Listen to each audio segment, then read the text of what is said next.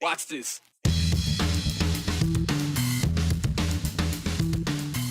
It's Thursday, also called Friday Junior, I'm told. But here's what we got ahead for you on the 208. For the first time in the campaign, the candidates to be Boise's mayor faced off in a public forum. We took in the scenes and shared details on the topics you continue to ask about. A local river outfitter says that the city of Boise is impeding his business, and a serious claim, they're breaking state law. Andrew Bartline spoke with the outfitter about the issues that he sees on the banks of the Boise. Speaking of bodies of water, the state of Idaho continues to fight off quagga mussels. The invasive species have the potential to harm Idaho in a major way. Now, a state of emergency is in effect for the impacted area. We'll dive into the waters of uncertainty in this ongoing battle. The 208 starts right now. Welcome to the 208. I'll tell you this, a Boise mayoral race, it is ongoing, and it entered a new phase this afternoon. Public events for the candidates so they could show voters why they're the best candidate. City Club of Boise and the League of Women Voters here in Idaho, they hosted a forum, Candidates for Boise Mayor. Great title, explains what's going to happen. 4 candidates were invited, including 2 that you've asked about the most and that we've talked about here at length. Mayor Lauren McLean and former Boise Police Chief Mike Masterson. Now, this afternoon was the first public forum or debate type thing in this race. Full house over at the Grove Hotel in their beautiful ballroom. And the candidates dove into a collection of topics during the about hour-long event. And based on recent questions from you at home, here are some thoughts from McLean and Masterson. And the first topic we'll touch on here, maybe the central focus in this race, policing and safety in Boise. Mike Masterson, he gave his pitch. Meanwhile, Mayor McLean explained her handling of the Chief Ryan Lee situation. We still have a hiring crisis of 30 officers or more. We need to fill those positions because right now we are robbing other priorities and placing them in patrol where they're available to respond to priorities and emergencies. That's why we see traffic issues. That's why we see increased traffic fatalities and crashes. We need to do more about that. We need to see less gang activity downtown with a gang unit that is restored. And I believe that I have those answers, and as mayor, I can work with the police chief to help restore public safety. On the police chief, I've learned a lot on that one. We had a process that started before I was elected. The last chief resigned shortly before the last election. A search firm was hired. A process was begun where there were 4 community panels, including internal staff panel, an agency panel, a community panel, and they ranked the choices. They delivered me 3 finalists, 2 of them tied for top. I chose one, and that was Ryan Lee. It didn't work out. I'm grateful for Ron Weiniger's service as chief. So, changing topics now, a genuine question that I've been asked by people in our community as recently as today. The question is, can you point out to me the major differences between McLean and Masterson? The fundamental difference here is you have an incumbent mayor defending her record versus a challenger who's never been elected to that office, and he's pitching his best ideas. So this isn't a commentary. This is just the dynamic we're dealing with, and it's not unique to this race. This happens all over the country. But differences for sure on how the 2 candidates view the Boise police situation that happened over the last year, and the differences on housing that they talked about, and another difference we learned about today. It's a difference in terms of how the candidates feel about interacting with the state legislature just down the street from the mayor's office. You can actually see the Capitol from the front steps of City Hall. Very interesting part about living in Boise. But the topic brought up this afternoon, abortion laws in Idaho. As you know, they are very strict. And Mayor McLean made news about her comments when Boise City Council passed a resolution right after the state of Idaho installed those new abortion laws. And at the time, Mayor McLean said that the resolution they passed made a policy that the city of Boise is not going to divert public safety resources from taking care of neighborhoods so they could investigate claims of abortion. Now, Mike Masterson has concerns with the laws in terms of abortion, but the pair, they have different ideas on dealing with the lawmakers down the street. I think it's a mistake to use the mayor's office to publicize issues that are within the purview of our state and national governments.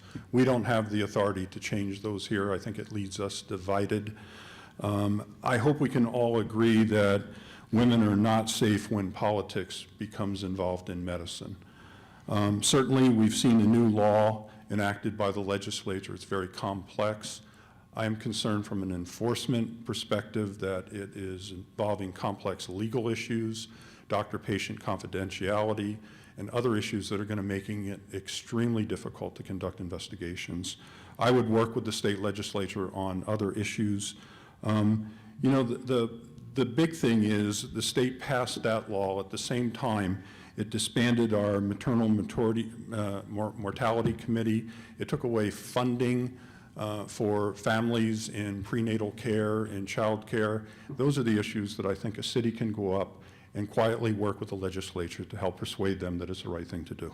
Work with all agencies wherever you can, but you don't move on your city's values.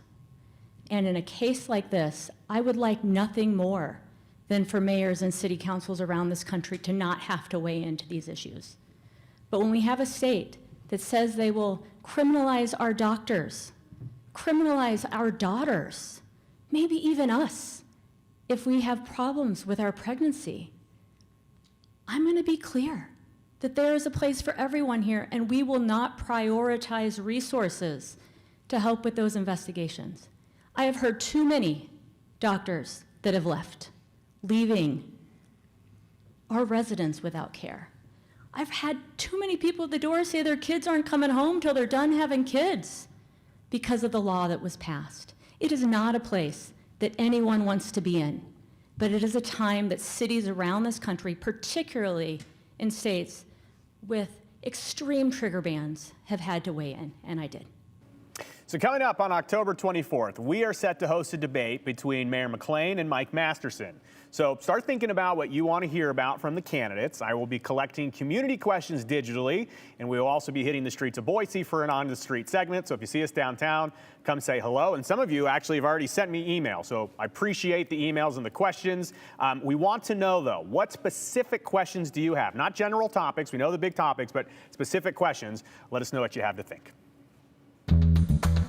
The great outdoors are a part of what makes Idaho, Idaho. It's why many people live here. And the Boise River in our capital city is a great example. But one river outfitter says that he's hindered from enjoying that waterway to its fullest. And he says that restrictions put in place by the city of Boise, they've been negatively impacting his business. It's been a problem for years now. So this is a good time now to bring in Andrew Bartline, who talked to the outfitter today. He's taking this problem up with the outfitter's licensing board. Andrew, what do we need to know? Well, he testified at their meeting today, specifically with that licensing board, Joe. And when he went there, he had 2 complaints specifically, and it supplemented that with a 60-page document.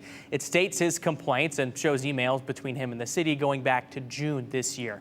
Adam Bass is his name, and the designated agent for an outfitter called Boise River Outdoor Opportunities, again, the name of his business. He is licensed by a state agency to run a business taking people on trips through Idaho rivers, and his company is permitted by the city of Boise's Parks and Rec Department to run that business through stretches of the Boise River, which naturally flows through Esther Simplot Park, despite signs, Adam says, placed there by the city, stating people cannot continue further down the river.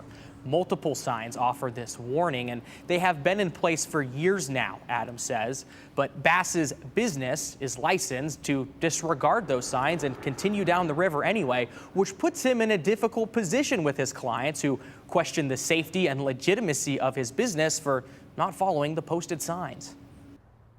And so the licensing board is my boss, basically. They give me the authority to be able to take guests on the river because the state has the authority to issue license authorities to guides and outfitters like myself to be able to determine what is safe and what's not. And so when there's signs that say hazardous areas ahead, they start paddling worse. It has psychological impacts on the trip dynamics. And we're navigating through it because our operation is safely navigating through it, and I've deemed it as safe. It questions that authority that has been given to me by the state. It causes a worse experience for guests. And the city doesn't have the authority or enforcement abilities to be able to put those signs up or to control how they get enforced. Bass says the city is overstepping their grounds in violating state statute that awards the authority to judge the dangers of a river to those licensed outfitters. Moreover, Bass points to another issue down the river near that surfing wave at Esther Simplot Park, where the city redirects water to a specific area to create a wave to surf on. There is a pass-through for rafts, but he says it's often very low, at times unsafe. You can see the orange booms there, the buoys, and just to the left of that, there's 2 concrete walls, and there's a gate in between those so they can adjust that gate and raise it or lower it. They use up all of the water for the wave shaper and barricade access to that water, which means our typical route through that feature becomes completely dewatered, which has safety concerns for guests as well as the general public, and it impedes the navigability of through traffic. Bass's report further states this navigability is a violation of state law again, and to operate this wave, it impedes on that traffic flowing through the park by way of the Boise River. That report, again, it's 60 pages. It's now in the hands of the Outfitters and Guides Licensing Board. That's a state agency that Bass testified today in their meeting. The board, again, Joe, it's a state organization. They have a legal team. They're looking at these complaints and trying to sort out what is sort of truth here, because again, these are just complaints, but he outlined those 2 laws specifically that he's concerned about, that he says both those signs and the way they redirect the water to the wave, those are violations of state statute, he says. I'm curious, does the city of Boise have a statement on this, or did you hear from them today? So I was on the phone with the city of Boise earlier about what they have to say about it. It seems that they're aware of the situation. Again, he's been in touch with them going back to June. That report shows it through emails. But they contend that they aren't doing anything wrong. They're not violating any laws. And for the signs specifically, I was told that's not stopping anyone from doing anything if you want to disregard the signs. And he is, again, legally allowed to disregard the signs because of the authority given to him as an outfitter by state authority, I should say. Very good. I'm curious if those signs were put up just to deter rafters from floating the Boise River from getting in dangerous situations. But we'll follow this. I'm interested to find out what that answer is. All right, Andrew Bartline reporting. We'll be back. Busy day around the 208. Oh boy, what a week. Well, ahead though, we've got the 411 on the big things you need to know as we head into the end of the work week. Something else we should look into? Maybe you have something that you researched recently. Maybe you just want to say hello. Well, whatever it is, please send us a text. Here's our number, 208-321-5614. Please be sure to include your name and hashtag the 208. We'll get to some of your questions, comments, ideas, whatever it is at the end of the show.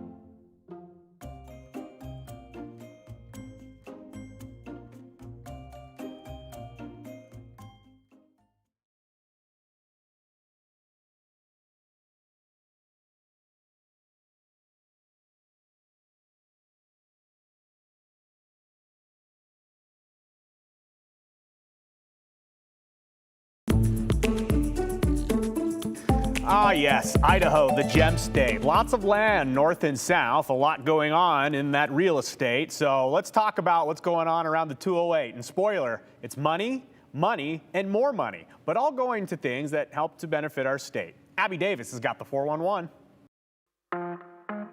Big news! Today, Micron is starting construction on its new memory fab in Boise. Wondering what a fab is? It's short for fabrication, and it's where memory chips are made for things like the automotive industry and data centers. It will be the first new memory manufacturing fab built in the U.S. in 20 years. It's estimated to bring in more than 17,000 jobs by the end of the decade. And what better day to kick off construction than the 45th anniversary of Micron? To celebrate, company executives, Governor Brad Little, Boise Mayor Lauren McLean, and other big names in the community will pour concrete at Micron's Boise headquarters this afternoon. Tune into the news at 6 and 10 to hear all about it. In other construction news, Idaho is getting $445 million for critical infrastructure improvements within the state, all thanks to the bipartisan infrastructure law. That money will go directly to transportation leaders in Idaho for things like roads, bridges, tunnels, safety improvements, and workforce development. The goal is to make Idaho's transportation system more efficient. For a breakdown of how that money will be spent, you can check out this story at ktvb.com. And even more money is coming into Idaho. The city of Boise has been awarded a $1 million grant for water recycling. That grant from the Bureau of Reclamation will support the development of the city's recycled water program. The goal is to preserve local water and boost local groundwater supply, among other things. The money will be used for planning and feasibility studies and environmental compliance for the program. Planning and pre-construction are expected to finish by October 2025. You get $1 million, and you get $1 million, and the Idaho Food Bank also gets $1 million. No, not from Oprah. Instead, from consistent donors Craig and Lynn D. Stein. The donation will go to helping distribute food around the state to all 44 counties through more than 440 organizations, all to help end food insecurity. And that's the 411 on the 208. I'm Abby Davis. The word quagga is now ingrained in the lexicon of Idaho, an invasive problem that the state is rushing to fix. Those pesky little critters have now prompted a state of emergency. Ahead on the 208, we're talking about the hottest topic in Idaho news this week. And speaking of hot topics, keep those questions, comments, and ideas coming our way. Text us. Here's our number, 208-321-5614. Please be sure to include your name and hashtag the 208. We will get to these live at the end of the show.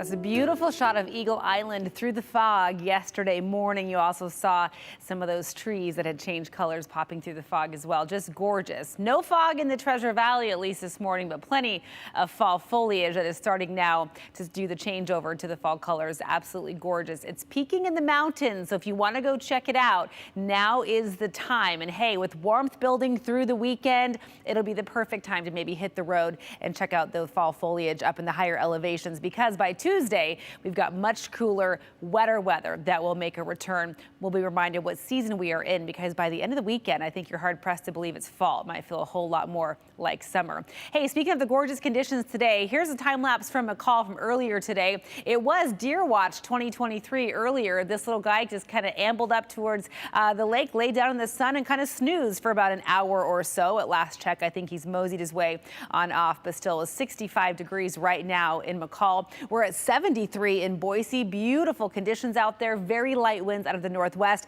Crystal clear skies across our entire region. In fact, the entire northwest. Hardly any cloud cover at all. All right, current temperatures show that Portland right now is at 80 degrees. You saw Bend just drop down from 80. And I know this temperature is covered. This is Redding, California, but it's in the mid 90s in Redding right now. So all of that warmth is going to continue to amplify eastward in the coming days. So that 80 you see in Portland, if that looks good, that's coming our way over the weekend. We may not quite get there tomorrow, but still, it'll be gorgeous. So clear skies for the northwest. There's that ridge of high pressure that right now is still off to the west, but it'll continue amplifying eastward, bringing that warm weather as it comes in. So overnight tonight, we'll drop down to about 50 degrees in the City of Trees. Winds stay light. Our sunset, by the way, at 7:20 this evening. Sunny and pleasant tomorrow. We'll hit about 75 degrees on Friday afternoon. A gorgeous way to wrap up the work week. Our mountain outlook takes us into the mid 70s in places like McCall by Sunday.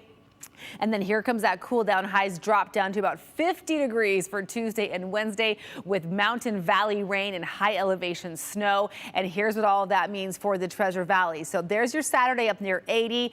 For, fabulous fall weather for some football on the blue, about 77 at kickoff on Saturday, 81 on Sunday, 82 on Monday, but those clouds increase, and then we kind of see those temperatures jump off a cliff. 66 on Tuesday with some rain showers lingering through Wednesday.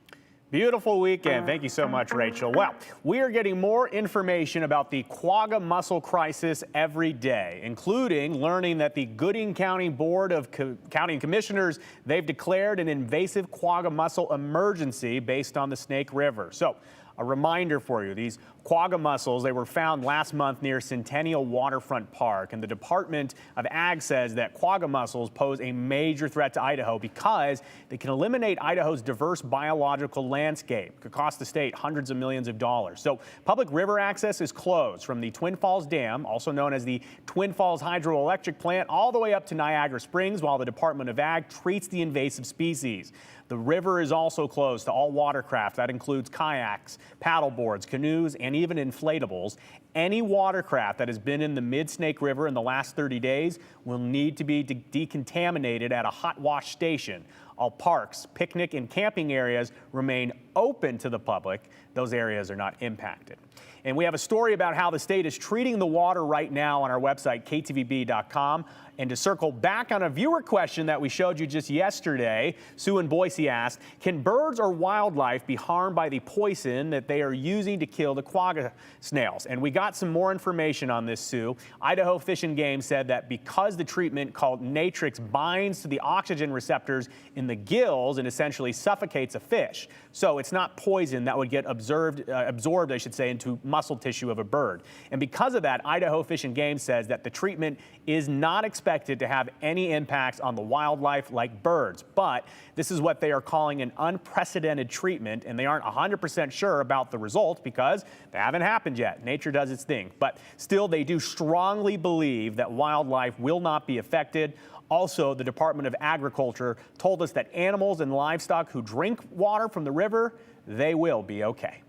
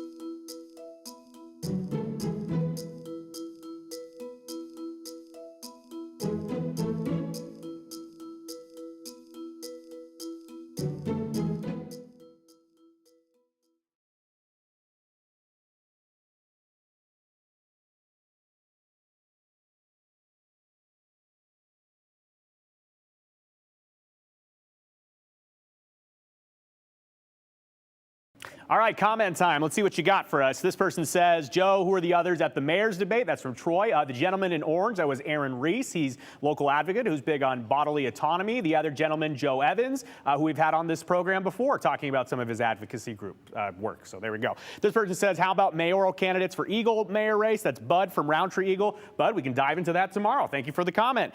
This person says, sorry for the outfitter, but those signs are extremely important for the average Boise citizen. Why does he not take his clients on a true whitewater adventure? That's Chuck in Boise. Comment there. This person says, my son doesn't believe me that you read the text. We're watching together now. Hi, Hudson, Nick S, hashtag the 208. We read all of your text messages, and I know it can be frustrating if they don't make it on the TV sometimes, but keep sending them because I read them all and I do take notes on most of them. So this person also says, what's the scoop on the Boise used car dealership that's advertising a free gun with every truck purchase? I have not heard about this, so we will have to look into it. Thank you so much, Carl and Star. All right, we'll see you tomorrow on the 208.